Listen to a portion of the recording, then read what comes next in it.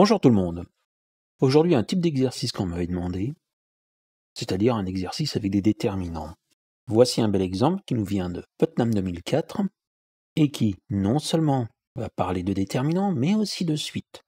On définit une suite UN par U0 est égal à U1 est égal à U2 est égal à 1. Puis, par la condition déterminant de la matrice formée par UN, UN plus 1, UN plus 2, UN plus 3, et ce déterminant est égal à n factoriel, et ceci pour tout n plus grand ou égal à 0. Montrer que UN est un entier pour tout n. Alors par convention, on prend 0 factoriel est égal à 1.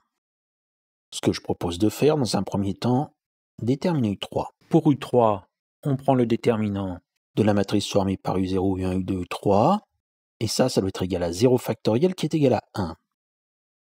Et ce déterminant, c'est une fois U3 moins une fois 1, c'est-à-dire U3 moins 1, qui doit être égal à 1. On résout cette petite équation, on trouve que U3 est égal à 2. Pour U4, on prend le déterminant de U1, U2, U3, U4 est égal à 1 factoriel, c'est-à-dire 1. U1, on sait que ça vaut 1, U2, 1, U3, 2. Donc le déterminant, c'est une fois U4 moins 2 fois 1, donc U4 moins 2, et ça doit être égal à 1. Donc U4 est égal à 3. U5, le déterminant de 1, 2, 3 et U5 doit être égal à 2 factoriel, c'est-à-dire 2. Une fois U5 moins 2 fois 3, c'est-à-dire U5 moins 6, doit être égal à 2. U5 est donc égal à 8. Pour U6, on a la matrice 2, 3, 8, U6, dont le déterminant doit être égal à 3 factoriel. Et 3 factoriel, c'est 6. Ça équivaut donc à dire 2U6 moins 24 est égal à 6. On résout cette équation, on trouve U6 est égal à 15. On continue avec U7. On a la matrice 3, 8, 15, U7, dont le déterminant doit être égal à 4 factoriel.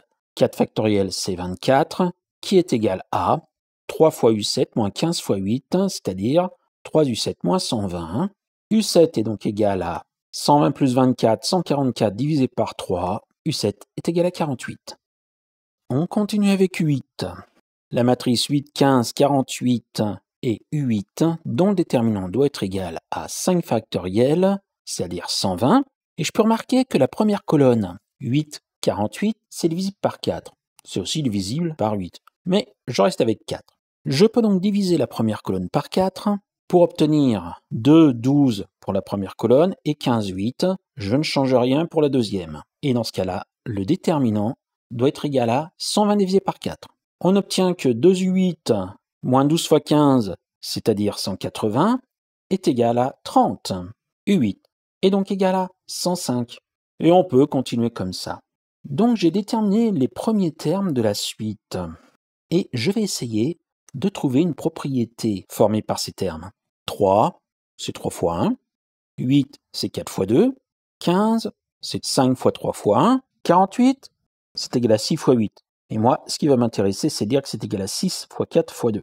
Et enfin, 105, je fais ma petite décomposition. Divisé par 5, ça me donne 21, qui est 3 fois 7. Donc 105 est égal à 7 fois 5 fois 3 fois 1. Et là, regardez, 3 fois 1, 4 fois 2, 5 fois 3 fois 1, 6 fois 4 fois 2, 7 fois 5 fois 3 fois 1. On obtient soit un produit de nombres impairs qui se suivent, soit un produit de nombres pairs qui se suivent. Et 3 fois 1, on va dire que c'est 3 avec 2 points d'exclamation. On appelle ça une double factorielle. Donc U4 est donc égal à 3 double factoriel. U5, c'est 4 fois 2. On appelle ça 4 double factoriel. U6, 5 fois 3 fois 1. On a tous les nombres impairs qui sont multipliés entre eux de 1 à 5. Donc 5 double factoriel. 6 fois 4 fois 2, c'est 6 double factoriel. Et 7 fois 5 fois 3 fois 1, c'est 7 double factoriel. On a une propriété. On va nous montrer par récurrence, donc, la propriété Pn, qui est Un est égal à n-1 double factoriel. Et ceci pour n plus grand ou égal à 3. On a P3, P4, P5 qui sont vrais, donc l'initialisation est vérifiée. L'hérédité, on va supposer qu'il existe un n0 pour lequel P de n0 est vrai. Qu'est-ce qu'on peut dire dans ce cas-là de P de n0 plus 1?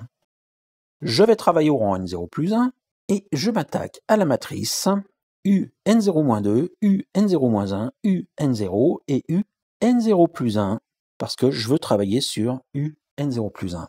Et UN0-2, d'après l'hypothèse de récurrence, on sait que c'est N-3 double factoriel. UN0-1, c'est N-2 double factoriel. UN0 vaut N-1 double factoriel. Et donc UN0 plus 1. Ce déterminant doit être égal à N0-2 factoriel.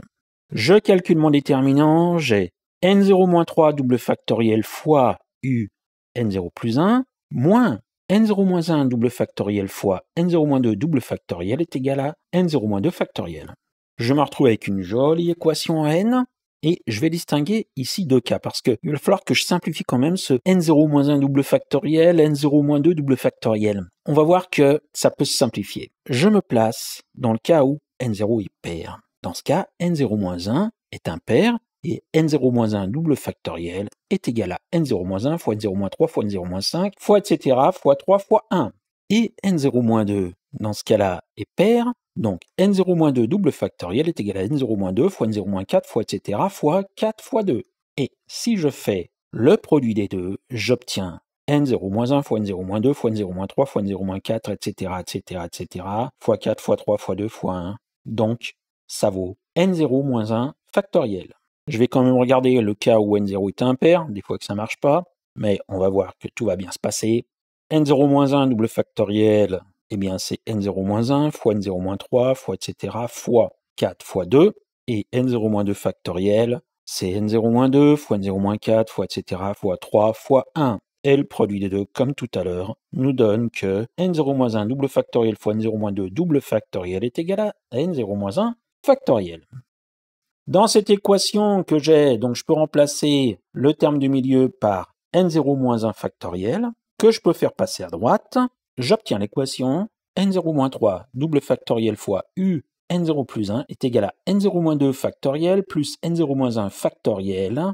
Le plus petit des deux termes, ici c'est N0-2, donc la somme qui est à droite est égale à N0-2 factoriel fois 1 plus N0-1. Les 1 se simplifient, on obtient que U N0 plus 1 est égal à N0-2 factoriel fois N0 divisé par N0-3 double factoriel.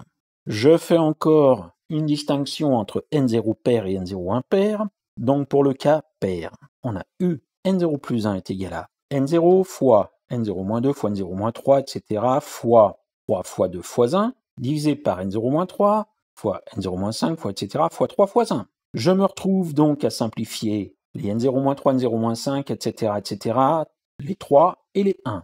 Donc, U N0 plus 1 est égal à N0 double factoriel.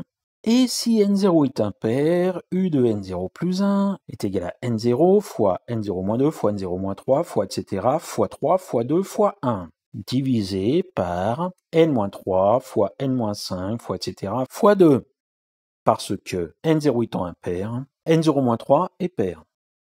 C'est pour ça que je me retrouve à la fin avec 2. Je simplifie les N0-3, N0-5, etc. Je me retrouve avec, encore une fois, U N0 plus 1 est égal à N0 double factoriel. Nous avons donc finalement que U N0 est égal à N0 moins 1 factoriel implique que U N0 plus 1 est égal à N0 double factoriel. L'hérédité est vérifiée. P de n est donc vrai pour tout n. Ainsi, eh bien, U0 est égal à 1, U1 est égal à 1, U2 est égal à 1, et pour n plus grand ou égal à 3, Un est égal à n-1 double factoriel. Tout ça, ce sont des entiers. On peut donc conclure que pour tout n plus grand ou égal à 0, Un est un entier. Étonnant, non ?